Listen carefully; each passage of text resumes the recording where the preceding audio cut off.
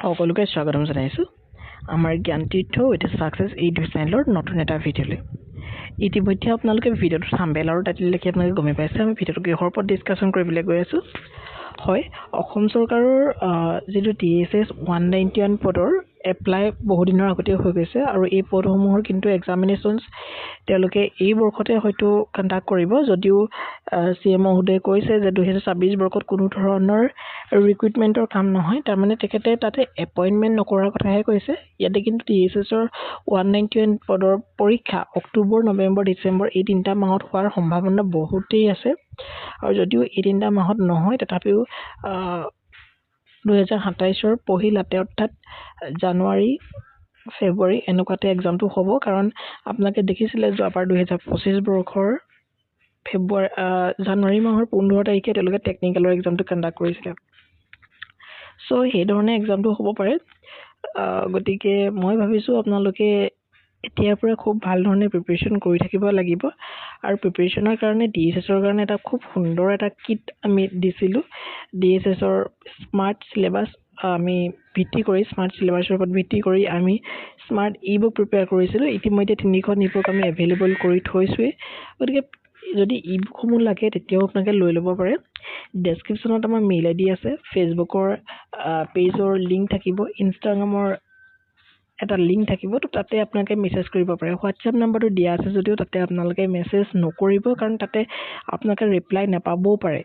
চ' আপোনালোকে মেইল আৰু আপোনালোকে ফেচবুক যিটো পেজ আৰু আপোনালোকে আমাৰ ইনষ্টাগ্ৰাম তাৰ থ্ৰুৱেদি আমাৰ সৈতে সংযুক্ত হ'ব পাৰিব।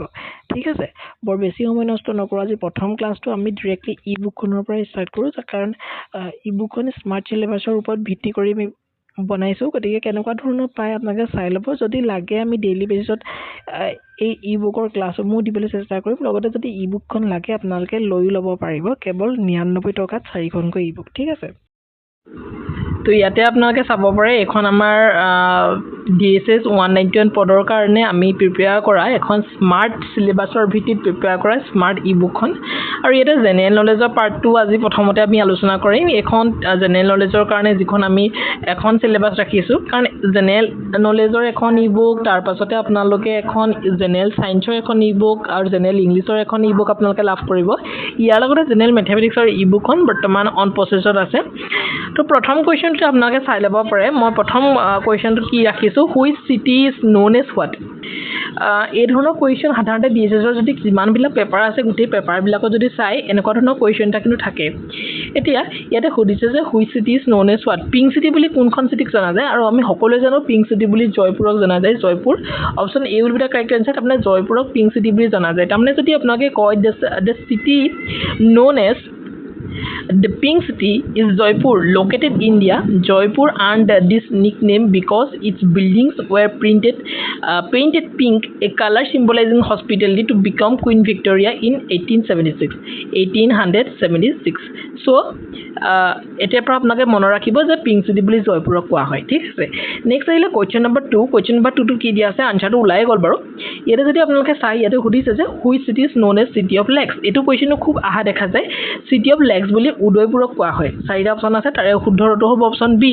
উদয়পুৰক কি বুলি কোৱা হয়? চিটি অফ লেক্স বুলি কোৱা হয়। ইয়াতে যদি চাই, Udaipur India is famously known as the city of lakes due to its many picturesque man-made lakes such as Lake Picola and Fateh Sagar. The city's rich history, elegant places, and beautiful natural surroundings have earned it this moniker, and is placed as one of the India's most romantic and popular tourist destination. ঠিক আছে, question number 3টো আপোনালোকে যদি চাই, তাতে সুধিছে আপোনালোকৰ Manchester of India বুলি কাক কোৱা হয়? মানচেষ্টাৰ অফ ইণ্ডিয়া বুলি আমি সকলোৱে জানো আহমেদাবাদক মানচেষ্টাৰ অফ ইণ্ডিয়া বুলি কোৱা হয়। গুজৰাটৰ যিখন আহমেদাবাদ হয় তাক মানচেষ্টাৰ অফ ইণ্ডিয়া বুলি কোৱা হয়। ইয়াতে যদি চাওঁ, লুধিয়ানাকো কোৱা হয় মানচেষ্টাৰ অফ ইণ্ডিয়া। জেনেৰেলি লুধিয়ানাটো অপশ্যনত নাথাকে, জেনেৰেলি আহমেদাবাদে থাকিব। লুধিয়ানা যদিও থাকে অপশ্যনত, কিন্তু আহমেদাবাদ লগত থাকিলে আহমেদাবাদটোৱে হ'ব শুদ্ধ উত্তৰ। ঠিক আছে, যদি আহমেদাবাদ নাথাকে তেতিয়া লুধিয়ানা দিব পাৰিব। নেক্সট আহিলে কুৱেশ্যন নম্বৰ 4 তাতে সুধিছে ব্লু সিটি বুলি কাক কোৱা হয় ব্লু সিটি বুলি কাক কোৱা হয় চাৰিটা অপচন আছে নিজে আপোনালোকে ৰিপ্লাই কৰিবলৈ চেষ্টা কৰক আনসাৰটো দিবলৈ চেষ্টা কৰক যোধপুৰ জয়পুৰ উদয়পুৰ আছে জয়সালমেৰ শুদ্ধটো কি হ'ব option A will be the correct answer Jodhpur blue city বুলি যোধপুৰক কোৱা হয় ইয়াতে যদি চাওঁ the city known as the blue city is Jodhpur a majestic city of the Rajasthan India due to its distinctive blue hued buildings these traditions of paintings houses blue which started with Brahmins become widespread for religious cinematic and practical reasons ঠিক আছে next question number 5 টো আমি চাম question number 5 টোত কি দিয়া আছে আপোনালোকে চাওক সিটি অফ জয় বুলি কোনখন সিটি কোৱা হয় সিটি অফ জয় বুলি কলকাতা কোৱা হয় the city of Kolkata India is known as the city of joy because of the vibrant festive and joyful nature of its people a term popularized by French author Dominique Leveris 1985 novel of the same name. This nickname captures the active life and intellectual energy found in Calcutta even in the face of daily challenges.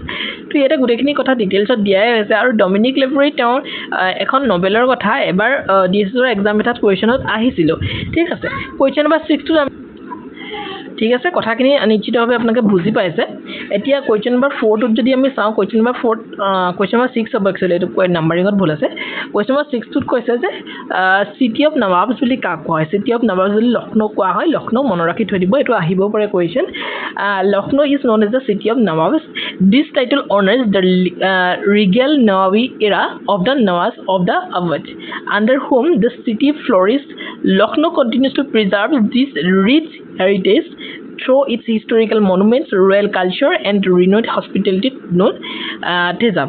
ঠিক আছে এখিনি কথা মনত ৰাখিব next আহিলে এটো question number 7 হ'ব যেহেতু কোমান নাম্বাৰিঙত খেলিমেলি হৈ আহিলে তো 7 নম্বৰ কোৱেশ্চন ইয়াতে সুধিছে যে ইলেক্ট্ৰনিক সিটি অফ ইণ্ডিয়া বুলি কাক কোৱা হয় মনত ৰাখি থৈ দিব বেংগলুৰুক ইলেক্ট্ৰনিক সিটি অফ ইণ্ডিয়া বুলি কোৱা হয় Bengaluru is known as the electronic city of India and silicon valley of India বুলি কোৱা হয় সো বেংগলুৰুটো বহুত বেছি ইম্পৰ্টেন্ট পইণ্ট হৈ পৰে কাৰণ সিলিকন ভেলি অফ ইণ্ডিয়া বুলিও বেংগলুৰুক কোৱা হয় লগতে ইলেক্ট্ৰনিক সিটি অফ ইণ্ডিয়া বুলি কোৱা হয় due to its extensive informations technology and electronic industry housing major technical companies startups and research institutions this city is home to a dedicated area called electronic city which serves as a central hub for this industry ঠিক আছে next আহিলে question number 8 তাতে সুধিছে আপোনালোকক যে gateway of the south India বুলি কৈ দিলে কি একেবাৰে ইজি কোৱেশ্চন গেটওয়ে বুলি কৈ দিয়া লগে লগে আপোনাকে জানিবই লাগে যে হেতু হ'ব শুদ্ধটো চেন্নাই তো খালি কনফিউজন ক্ৰিয়েট নকৰিব মই আগতীয়াকে যেটো কৈ ৰাখিছো তো এনেকুৱা ধৰণৰ কোৱেশ্চন বিলাকে কিন্তু ডিএছএছৰ এক্সামত এবাৰ আপোনাকে দেখিবলৈ পাবই গতিকে এই ভিডিও প্লেলিষ্টটো এটলিষ্ট আপোনালোকে ডেইলি বেসিছত ভাল ধৰণে চাই থাকক আৰু খুব ৰিভিজন কৰক পাৰিলে নোটছ বনাওক নিজে নহলে আপোনালোকে আমাৰ ই-বুক এখন লৈ ল'ব কেৱল 99 ৰুপিছটা সকলো পাই আছে আপোনাকে মেইল কৰি আমাক কন্টাক্ট কৰিব পাৰিব নহলে ফেসবুকৰ লিংকটো দিয়া হৈছে ফেসবুক পেজৰ তাতো আপোনাকে মেছেজ কৰিব পাৰিব আৰু ইনষ্টাগ্ৰামতো মেছেজ কৰিব পাৰিব ডেইলি মেছেজ আমি ডেইলি ৰিপ্লাই কৰিবলৈ চেষ্টা কৰো যিমান পাৰো কিন্তু WhatsApp নম্বৰটো ডেসক্ৰিপচনত দিয়া হৈ আছে কিন্তু WhatsApp নম্বৰটো এটা বিশেষ অসুবিধা হৈ থকাৰ কাৰণে আপোনালোকে ৰিপ্লাই নাপাবও পাৰে গতিকে WhatsAppত দিয়া হলনি বাকি ঠাই সময়ত যদি আপোনালোকে ৰিপ্লাই কৰে তেতিয়াহলে অতি সোনকালে ৰিপ্লাই আমি আপোনালোকে লাভ কৰিব ঠিক আছে the city known as the gateway of South India is Chennai the capital of the Indian state is Tamil Nadu this nickname stems from its historical significance as a major entry point into the regions driven by its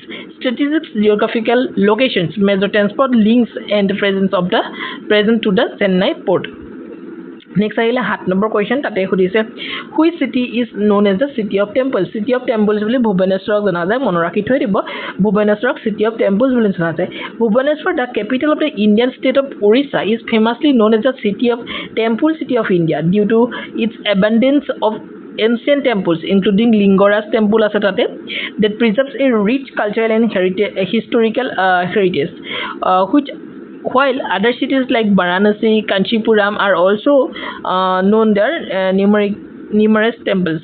Bhubaneswar is consistently referred to by this specific title. ঠিক আছে 8 number কোৱেশ্চনটো আছে which city is known as the city of the pearls বুলি কোনখন CITIC জনা যায় হেখন আছে হায়দৰাবাদক আমি city of the pearls বুলি ক'ব পাৰো Hyderabad is known as the city of the pearls due to its historical prominence as a major central for pearl and diamond trading and processing. The city's association with pearls dates back centuries, primarily because of the Nizams who ruled the regions and had a great love and for pearls other previous jams.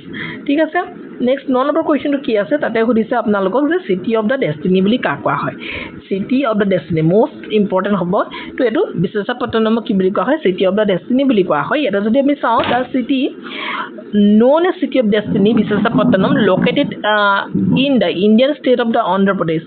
It earned this nickname due to its stunning natural surroundings bordered by the eastern Ghats and Bay of Bengal, which provides a picturesque view. ঠিক আছে 10 number question শেষৰটো কুৱেশ্যনত কি আছে ইয়াতে সুধিছে Scotland of the east বুলি কাক কোৱা হয় শ্বিলঙক স্কটলেণ্ড অফ দ্য ইষ্ট বুলি কোৱা হয় এখন মেঘালয়ৰ এখন কেপিটেল হয় আমি সকলোৱে জানো য'ত নেকি বৰ্তমান আমাৰ অসমৰ টুৰিষ্টবিলাকক আমাৰ অসমৰ মানুহবিলাকক তাতে গৈ পিনি এটা বেয়া ব্যৱহাৰ কৰা হৈছে তাতে অসমৰ গাড়ীসমূহ তেওঁলোকে লক্ষ্য বনাই এতিয়া কেনেধৰণে আচলতে এটেক কৰিছে তো বহুত এটা দুখ লগা কথা বাৰু যি নহওক আমাৰ নৰ্থ ইষ্ট ইণ্ডিয়াৰ এখন ৰাজ্য হয় Meghalaya due to its rolling green hills and mix covered landscape গতিকে যিটো স্কটলেণ্ড অফ ইষ্ট বুলি কোৱা হয় শ্বিলঙক কোৱা হয় চ' আপোনালোকে মনত ৰাখি থৈ দিব একেবাৰে ইজি কুৱেশ্যন হয় আৰু কুৱেশ্যন বহুত আছে এনেকুৱা ধৰণৰ আমি গোটেইখিনি আলোচনা কৰিম কিন্তু ডেইলি বেচিছত খুব কম কুৱেশ্যনে আমি ইয়াতে আলোচনা কৰিম আজি প্ৰায় 12টামান কুৱেশ্যন আলোচনা কৰিলোঁ যদি ভিডিঅ'সমূহ আপোনালোকে ভাল লাগিলে বুলি ভাবিছে ডেফিনেটলি ছাবস্ক্ৰাইব কৰি ৰাখিব আৰু কমেণ্ট কৰিবলৈ নাপাহৰিব যে ভিডিঅ'সমূহ আপোনালোকক লাগে বাকি থাকিলে ইমানেই আৰু যদি আপোনালোকে আমাৰ ইবুকসমূহ আপোনালোকে বাই কৰিব বিচাৰিছে তেতিয়াহ'লে আমাক ফেচবুক বা আমাৰ ইমেইলত আপোনালোকে কণ্টেক্ট কৰিব পাৰে নহ'লেও আমাৰ ইনষ্টাগ্ৰামৰ লিংক দিয়া হৈছে ইনষ্টাগ্ৰামতো আপোনালোকে ফ'ল' কৰি মানে আমাক কমেণ্ট এটা কৰিলেই হ'ব আমি তাতে আপোনালোকক খুব সুন্দৰভাৱে ডেইলি বেচিছত আপোনালোকক ৰিপ্লাইসমূহ প্ৰভাইড কৰিম ঠিক আছে তো ইমানেই আছিলে ভিডিঅ'টো থেংক ইউ